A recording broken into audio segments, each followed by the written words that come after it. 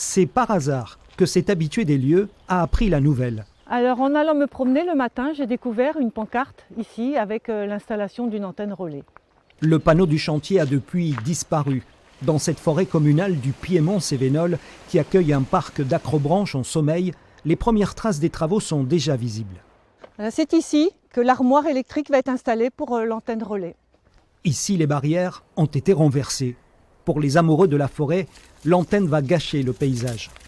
Vous voyez cet arbre, il fait dans les 32-35 mètres de hauteur.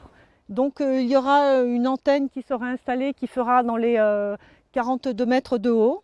Et un peu plus loin, vous avez une emprise au sol de 80 mètres carrés pour la sécurité. Une antenne relais au pied des sentiers de randonnée du col des Brousses. Sur la vallée, la vue est à couper le souffle.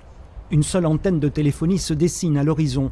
Et pour les opposants au projet, une cinquantaine sur 80 habitants du hameau, c'est déjà bien assez. Nous avons du réseau de téléphonie mobile en 4G, toutes les habitations confondues, sauf la vallée, donc, qui est un peu plus loin, située à 2 km en allant sur la commune, qui, eux, sont favorables à recevoir le pylône chez eux.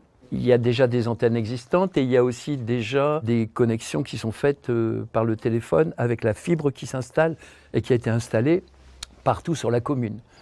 La mairie n'est pas porteur du projet. C'est un arrêté ministériel, le New Deal mobile, qui oblige les opérateurs à couvrir les zones blanches où les habitants réclament du réseau. Il y a aussi des personnes qui sont eux pour le développement de l'antenne. Selon les études techniques, déplacer l'antenne ne réglerait pas le problème. Le principe d'une antenne, c'est une antenne relais. Donc l'antenne doit capter avant de pouvoir envoyer le signal. Donc si on met, comme ils nous ont suggéré, de mettre l'antenne en plein milieu de la zone blanche, donc dans le creux de la vallée, elle sera inopérable puisqu'elle ne pourra pas capter de signal et donc pas couvrir la zone.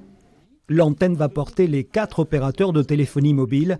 Les opposants qui craignent les effets des ondes sur leur santé et l'environnement ont l'intention de déposer un recours en justice.